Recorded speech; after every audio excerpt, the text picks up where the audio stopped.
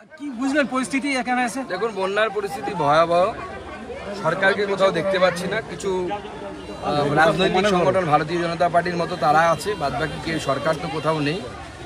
এবং বিস্তীর্ণ এলাকা জলে প্লাবিত হয়ে গেছে। বিশেষ করে আমরা এর আগে কুন্দুলিয়াতে গেছিলাম, সেইখানে এবং এখানেও কৃষিকাজ করা মানুষের সংখ্যা বেশি এবং বেশিরভাগই হচ্ছে এসসি সম্প্রদায়ের মানুষ।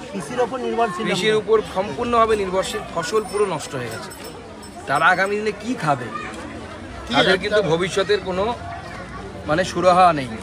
সরকারকে অনুরোধ করব, বন্যাতে যারা ক্ষতিগ্রস্ত হয়েছে কৃষক সম্প্রদায়ের, অর্থাৎ যাদের জমি জলের নিচে চলে গেছে, তাদেরকে এককালীন কমসে কম 1 লক্ষ টাকা করে যেন সরকার করবো এবং সেখানে যেন দলবাজি না হয়। যার জমি নেই সে চাকরি করে, তৃণমূল নেতা হলে সে যে টাকা পেয়ে যাবে, আর যে গরিব মানুষ সে কেঁদে কুটে মরবে তৃণমূল করে না বলে, বা তৃণমূল নেতাদেরকে ঘুষ দিবে না। আমি তো কাউকে দেখতে পাইনি এখনো পর্যন্ত। সাধারণ মানুষের অবস্থা অত্যন্ত সঙ্গীন। আমি মুখ্যমন্ত্রীর কাছে আপনাদের মাধ্যমে আবেদন জানাবো, আপনার ছবি দিয়ে বড় করে তাঁবু খাটান। সেই তাঁবু থেকে আপনারই ছবি থাক, কোনো অসুবিধা নেই। সেখান থেকে বিডিওদেরকে বলুন খিচুড়ি দেওয়ার ব্যবস্থা টানা যেন চলতে থাকে, আগামী কম করে 2-3 সপ্তাহ যেন চলতে থাকে। কারণ এখানে মানুষ যতদিন না জল নামছে ততদিন মানুষকে খাওয়ানোর ব্যবস্থা করা উচিত। কারণ এখানে মানুষের কপরদক শূন্য হয়ে গেছে, পয়সা করি সমস্ত জমি জলের তলে চলে গেছে। বারবার হাওড়া হুগলিতে বন্যা হয়, কেন্দ্রীয় সরকারকে যে বন্যা পরবর্তী অবস্থা দেখে যাচ্ছে, এটা কি রিপোর্ট দেবেন কিছু? দেখুন, আমরা তো রিপোর্ট দিব, কিন্তু দেখুন বন্যা কেন হয় এটা আমাদেরকে বুঝতে হবে। আমাদের এখানে যতগুলো নদী আছে প্রত্যেক নদীতেই কোনো না কোনো বাঁধ আছে। প্রত্যেকটা বাঁধের নির্দিষ্ট জল ধারণ ক্ষমতা। জল জমে যখন, তখন পলি বাঁধের মধ্যে জমে থাকে। যত পলি জমে বছরের পর বছর, তত সেই জল ধারণ ক্ষমতা কমে যায়। এবার নিয়ম হচ্ছে সরকারকে নির্দিষ্ট সময় অন্তর অন্তর 5 বছর হোক 10 বছর পর ওই পলিটাকে তুলে ফেলে দিতে হয়। কিন্তু রাজ্য সরকারের আর্থিক অবস্থা এত খারাপ, দান ধ্যান মেলা খেলা করতে গিয়ে এমন অবস্থা হয়ে গেছে যে পরিকাঠামোগত উন্নয়ন, রাস্তা তৈরি থেকে শুরু করে হসপিটালতে তৈরি বা বাঁধ মেরামতি, কোনো কাজ হয় না। আপনি সাধারণ মানুষকে জিজ্ঞেস করুন না, বাঁধের পাশে যারা বাস করে তারা তো 365 দিন বাঁধটাকে দেখছে, আমরা তো দেখি না। তাদেরকে জিজ্ঞেস করুন যে লাস্ট 5 বছরে ইঞ্জিনিয়ার কবার এসেছিল, একবার জিজ্ঞেস করুন, তাহলে আপনারা বুঝতে পারবেন কি সত্যি কি কে মিথ্যে কথা বলছে।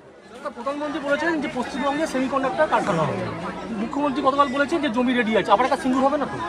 দেখুন, আমরা আগেই বলেছি, নরেন্দ্র মোদী, দেখুন আমরা পশ্চিমবঙ্গে কিন্তু সিট কমে গেছে, কিন্তু নরেন্দ্র মোদী আমেরিকায় গিয়ে কলকাতার কথা ভেবেছে, সেমিকন্ডাক্টরের কথা ভেবেছে। তো কিন্তু আমার মাননীয় মুখ্যমন্ত্রী এবং তৃণমূল কংগ্রেসের উপর পূর্ণ ভরসা আছে যে ওই ফ্যাক্টরি এখানে প্রতিষ্ঠা হওয়ার পর তৃণমূলের তোলাবাজির ঠেলায় 6 মাসের মধ্যেই কোম্পানি এখান থেকে ছেড়ে চলে যাবে, গিয়ে ব্যাঙ্গালোরে চলে যাবে অথবা উত্তরপ্রদেশে চলে যাবে। তোলাবাজি বন্ধ না করলে কোনো শিল্প হবে না। একজন শিল্পপতি 1000 কোটি টাকা 2000 কোটি টাকা ইনভেস্ট করবে, সে তোলাবাজদের সাথে কথা বলার জন্য করবে? কেন করবে? তার কোন ঠেকা পড়েছে? তাকে তো গোটা বিশ্ব ডাকছে যে এসো এখানে শিল্পপতি। উত্তরপ্রদেশ ডাকছে, হায়দ্রাবাদ ডাকছে, অন্ধ্রপ্রদেশ ডাকছে, আমাদের তেলেঙ্গানা ডাকছে, সব সেখানে চলে যাবে। দাদা, শেষ কোশ্চেন, অনুব্রত মণ্ডল জামিনের পর বীরভূম জুড়ে তার ছবি 6 লাখ হয়ে গেছে, তাহলে কি তিনি আগের চেয়ে আরও শক্তিশালী হয়ে উঠলেন? কি শক্তিশালী হবেন না হবেন তাদের ব্যাপার। তবে উনি তো বলেছেন উনি পাপ করেছেন। আমার মেয়ে জেলে ছিল, কান্নেন, পাপ তো করেছেন। মাথার উপরে মা তারার ছবি লাগিয়ে রাখবেন আর রাত্রিবেলা গরু পাচার করবেন, এটা তো হতে পারে না, এটা মহাপাপ। বলছি দাদা, 24 ঘন্টার মধ্যে 2টো মিল বন্ধ, যেখানে 8000 কর্মী পুজোর আগে তাদের প্রতি বছর হয়। একের পর এক চটকল বন্ধ হয়ে যাচ্ছে, একের পর এক পাটকল বন্ধ হয়ে যাচ্ছে। শিল্পনীতি নেই রাজ্যে। ট্রাম বন্ধ করে দেওয়া হলো, দেখলেন সেখানে কি হবে? সব বড় বড় কোম্পানিকে দিয়ে দেওয়া হয়েছে। কী হবে? ওখানে বাড়ি তৈরি হবে, বিক্রি হবে, বড় লোকেরা থাকবে। সাধারণ মানুষ কোথায় হবে? সাধারণ মানুষ ওখানে গিয়ে জিয়ের কাজ করবে, কেউ দারোয়ান হবে। এই তো হচ্ছে। শিল্প কোথায় হচ্ছে? ওই ট্রামের বন্ধ করে যদি ওই ট্রামের জায়গাগুলোতে কোনো শিল্পকে আনতে পারতো মুখ্যমন্ত্রী, আমরা তাও ভাবতাম যে হ্যাঁ ভালো কাজ করেছে। যেখানে আমাদের বেকার যুবক যারা কলেজ থেকে গ্র্যাজুয়েট হচ্ছে বা স্কুল থেকে পড়ে বা পাস করছে বা ভোকেশনাল ট্রেনিং নিচ্ছে, মোবাইল রিপেয়ারিং থেকে শুরু করে, তারা কাজ পেত। কিন্তু ওই যদি ওখানে বিল্ডিং তৈরি হয়, বড় বড় আবাসন তৈরি হয়, ওখানে গিয়ে কী কাজ পাবে? হয় দারোয়ানের কাজ পাবে, নয় লোকের বাড়িতে ঝিগিরি করতে হবে।